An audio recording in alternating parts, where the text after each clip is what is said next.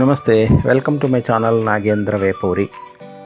ఈరోజు థంబ్నెయిల్లో సూచించినట్లుగా ఆత్మవిశ్వాసం మన విజయానికి ఏ విధంగా ఉపకరిస్తుందనే దాని మీద ఒక చిన్న కథ చెప్తాను, వినండి.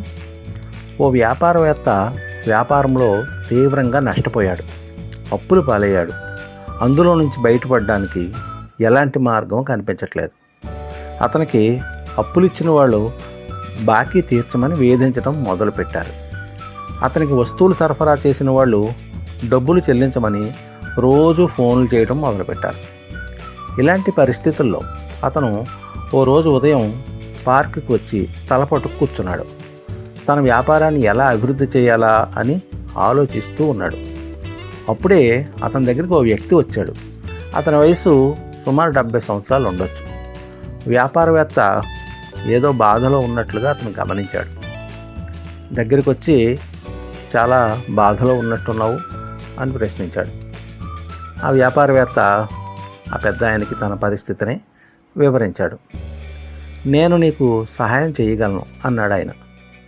వ్యాపారవేత్త పేరు అడిగి తెలుసుకుని 10 లక్షలకి చెక్ రాసి అతనికి ఇచ్చి ఇలా అన్నాడు, ఈ డబ్బు అవసరమైతే వాడుకో, సరిగ్గా సంవత్సరం తర్వాత ఇక్కడే కలుద్దాం, అప్పుడు ఆ డబ్బు నాకు తిరిగి ఇచ్చేద్దు కానీ అన్నాడు. వ్యాపారవేత్త ఆలోచించేలోపే ఆయన అక్కడి నుంచి వెళ్ళిపోయాడు. వ్యాపారవేత్త ఆశ్చర్యపోయాడు. దేవుడే అతన్ని పంపించాడని అనుకున్నాడు. ఆ వ్యక్తి సంతకాన్ని చూస్తే అతని పేరు రామిరెడ్డి అని ఉంది. ఈ డబ్బుతో నా బాధలు తొలగిపోతాయని ఆ వ్యాపారవేత్త అనుకున్నాడు. కానీ ఆ చెక్కును అప్పుడే వాడుకోదలుచుకోలేదు.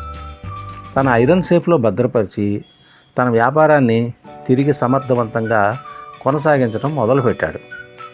ఆ చెక్కు అతనికి కొండంత బలం ఇచ్చింది. అంతగా అవసరమైతే చెక్కును వాడదామని అనుకున్నాడు. చాలా ఆశావహంగా తన వ్యాపారాన్ని కొనసాగించాడు. తన బాకీదారుల్ని, డిస్ట్రిబ్యూటర్లకి డబ్బు చెల్లిస్తానన్న నమ్మకాన్ని కలిగించాడు.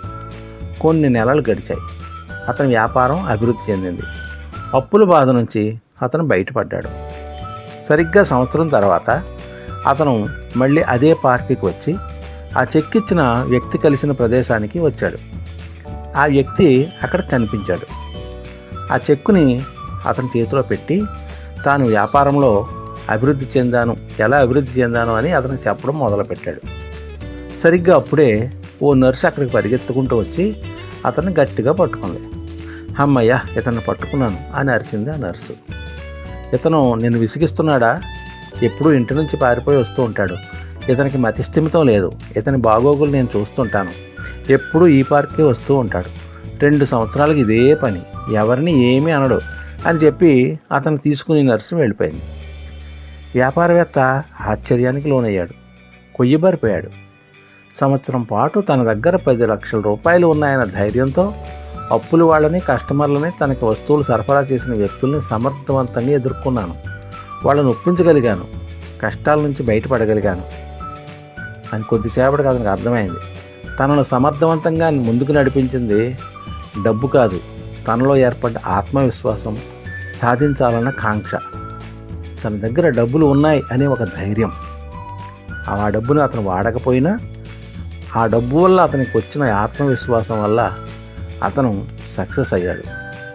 ఇది ఆత్మవిశ్వాసం యొక్క పవర్. ఏదైనా కూడా మన దగ్గర ఉంది అని మనం ఫీల్ అయినప్పుడు మనకుండే మనోధైర్యం అలా ఉంటుంది, చాలా బలంగా ఉంటుంది. ఏదైనా నేను సాధించగలను అని అనుకోవడమే మన ఆత్మవిశ్వాసాన్ని వ్యక్తం చేస్తుంది. అటువంటి ఆత్మవిశ్వాసం ఉండాలంటే మనకి తగినంత నాలెడ్జ్ ఉండాలి, లేదా ధనబలం ఉండాలి, లేదా మనకి హెల్ప్ చేసే స్నేహితులు ఉండాలి. అటువంటి వారు ఉండటం వల్ల మన పక్కన మనకు ఆత్మవిశ్వాసం రెట్టింపు అవుతుంది. వారి అవసరం మనం తీసుకున్నా తీసుకోకపోయినా వారి నుంచి సహకారం మనం తప్పకుండా మన పట్ల నా తరపున వీళ్ళు ఉన్నారు అనే ఒక ధైర్యం మనకి ఆత్మవిశ్వాసం కలిగించి తద్వారా ఎటువంటి సమస్యనైనా ఎదుర్కొనే శక్తిని మనకి ఆటోమేటిక్గా పొందుతాం. ఈ విధంగా మనం సక్సెస్ సాధించగలుగుతాం. మనం నమ్మాలి, మనకి ఈ బలం ఉంది, మన దగ్గర ఇంత కావలసినంత ధనం ఉంది, లేదా మనకు ఆదుకునే మంచి మిత్రులు ఉన్నారు, లేదా నా భార్య లేదా భర్త ఉన్నారు, నా తరపున మాట్లాడడానికి ధైర్యంగా ఉన్నారు అని నా ధైర్యాన్ని ఇచ్చే ఇటువంటి వారు ఉన్నప్పుడు తప్పకుండా ఎవరైనా కూడా ఎటువంటి సమస్యనైనా అధిగమించగలుగుతారు. చాలామంది ఇటువంటి ధైర్యం లేనప్పుడే ఆత్మహత్యా ప్రయత్నాలు చేస్తూ ఉంటారు. కాబట్టి ఆత్మవిశ్వాసం అనేది అటువంటి వాటికి నివారిస్తుంది, సమస్యల నుంచి మనల్ని గట్టెక్కిస్తుంది, విజయం వైపు పయనించేలా చేస్తుంది. ఇదండి, మీకు నచ్చినట్లయితే లైక్ చేయండి, కామెంట్ చేయండి, అలాగే మీ ఫ్రెండ్స్కి కూడా షేర్ చేయండి. ఇంతవరకు మీరు నా ఛానల్కి సబ్స్క్రైబ్ చేసుకుని ఉండకపోతే వెంటనే సబ్స్క్రైబ్ చేసుకోండి. ఇటువంటి ఆసక్తికర ఉపయోగకర అంశాల మీద నా ప్రసంగాలు ఉంటాయి. ధన్యవాదాలతో మీ నాగేంద్ర కుమార్ వేపూరి.